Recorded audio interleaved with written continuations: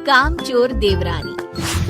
एक बार की बात है, सुषमा अपने पूरे परिवार के साथ खुशी खुशी मोहन नगर में रहती थी। उसकी 2 बहुएं थी, पल्लवी और शिवानी। एक दिन दोनों बहुएं रसोई में काम कर रही होती है कि तभी उनकी सास सुषमा उन्हें बुलाती है। अरे बहू, जरा इधर तो आना। शिवानी, जरा जाकर देखना सासू माँ क्या कह रही हैं। दीदी आप ही देख लो ना जाकर, आपको भी तो सुनाई दे रहा है। अरे मैं आटा गूंद रही हूँ ना, तुम चली जाओ। हाँ तो मैं भी तो सब्जी काट रही हूँ ना दीदी। अरे बहू जल्दी आओ। ओह, ये तो जाएगी नहीं। मैं ही जाकर देखती हूँ कि क्या करना है। पल्लवी सुषमा के कमरे में जाती है। जी मम्मी जी, क्या हुआ? शाम को घर पर कुछ मेहमान आने वाले हैं, तो तुम अच्छा सा खाना बना लेना बहू। ठीक है मम्मी जी, आप बता दीजिए क्या क्या बनाना है और कितने लोग आ रहे हैं। सुनील की मौसी जी और उनका पूरा परिवार आ रहा है। कुल मिलाकर 3 लोग और हमें मिलाकर हुए 9 लोग। तो अभी से ही तैयारी करना शुरू कर दो। और हाँ, घर की सफाई भी कर देना, हाँ अच्छे से। जी मम्मी जी, सब काम हो जाएगा, अब चिंता मत कीजिए। पल्लवी शिवानी को घर में मेहमान आने वाले हैं इसके बारे में बताती है। क्या 9 लोगों का खाना बनाना होगा, घर की सफाई करनी है? बाप रे, सासू माँ ने तो हमें घर की नौकरानी ही समझ कर रखा है। ऐसा नहीं बोलते शिवानी, हम इस घर की बहू हैं और घर के काम करना हमारा फर्ज है। दीदी तो है ही सासू माँ की चमची, जब देखो सासू माँ सासू माँ। मैं तो इतना सारा काम नहीं करने वाली। शिवानी कपड़े लेकर गमला साफ कर रही होती है और चक्कर आने का नाटक करने लगती है। मेरा सर चकरा रहा है। तभी वहाँ पल्लवी और सासू माँ जाते हैं। अरे बहू, क्या हो गया तुम्हें? मम्मी जी, बहुत तेज सर में दर्द हो रहा है। तुम एक काम करो शिवानी, आराम कर लो। नहीं नहीं दीदी, घर में मेहमान आने वाले हैं, मुझे आपकी मदद करनी चाहिए। अरे कोई बात नहीं शिवानी, तुम आराम कर लो, मैं सब काम कर लूंगी। ठीक है दीदी, अगर आप इतना कह रही हैं तो आराम कर लेती हूँ। शिवानी आराम से अपने कमरे में मैगजीन पढ़ रही होती है। इसे कहते हैं आराम की जिंदगी। इतना सारा काम। चलो सारा काम खत्म हो गया, शिवानी को दिखाती हूँ।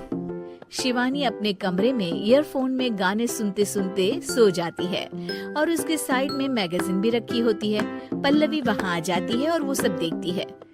ओहो, तो मतलब सब काम चोरी का बहाना था। अभी बताती हूँ इसको। घर का सारा काम मुझे करना पड़ा और ये महारानी यहाँ मैगजीन पढ़ रही है, गाने सुन रही है। पल्लवी रसोई से एक प्लेट और चम्मच लेकर आती है और शिवानी को थाली बजाकर उठाने लगती है। शिवानी अचानक से उठती है। उठ गई महारानी, गाने भी सुन लिए, मैगजीन भी पढ़ ली। तुम तो बहुत बड़ी झूठी निकली शिवानी। तुमने सर दर्द का बहाना बनाया ताकि काम करने से बच सको। हाँ बनाया बहाना, तो क्या करती, इतने सारे काम करती। मुझे कोई शौक नहीं है चापलूसी का। क्या चापलूसी? तुम्हें लगता है कि मैं सारे काम चापलूसी के लिए कर रही हूँ? नहीं तो क्या। तभी वहाँ सासू माँ आ जाती हैं। अरे बहू, वो लोग बस आने ही वाले हैं, तुम तैयारियां कर लो। जी सासू माँ, तुझे तो मैं बाद में देखती हूँ। सब खाना खाने बैठते हैं और खाना शुरू करते हैं। तभी सुनील की मौसी बोलती है। वाह भाई वाह, खाना तो बहुत ही अच्छा बना है सुषमा जी। एक एक चीज में क्या स्वाद है। ये सुनकर शिवानी मुंह बना लेती है। उसे अपनी जेठानी की इतनी तारीफ रास नहीं आती। आपकी बहुएं तो बहुत ही अच्छा खाना बनाती है। हाँ, बनाती तो दोनों ही अच्छा है, पर आज ना ये सारा खाना बड़ी बहू ने बनाया है। छोटी बहू की तबीयत ठीक नहीं थी, सो इसलिए। मानना पड़ेगा सुषमा जी, आपकी बड़ी बहू तो बहुत ही गुणवान है। पल्लवी की तारीफ सुनकर शिवानी को जलन होती है। पल्लवी ये सुनकर खुश हो जाती है और शिवानी की तरफ देखकर उसे चिढ़ाती है। कुछ देर बाद मेहमानों के जाने का वक्त हो जाता है। मौसी जी सबके लिए उपहार लाई होती है। वो सबको शगुन के पैसे देती है और अंत में पल्लवी के पास आती है।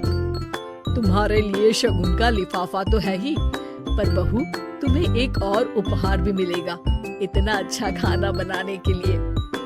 मौसी अपने सोने के कंगन निकालकर पल्लवी को पहना देती है। ये लो, ये मेरे मनपसंद कंगन है, अब से ये तुम्हारे हुए। धन्यवाद मौसी जी। ये देखकर शिवानी तो पूरी तरह से जल जाती है और गुस्से से रसोई में चली जाती है। तभी वहाँ पल्लवी आ जाती है और उसे अपने कंगन दिखाने लगती है। देवरानी जी, अब आपका सर दर्द ठीक तो है ना? मुझे लगता है कि अब सर दर्द शुरू हो गया होगा आपका।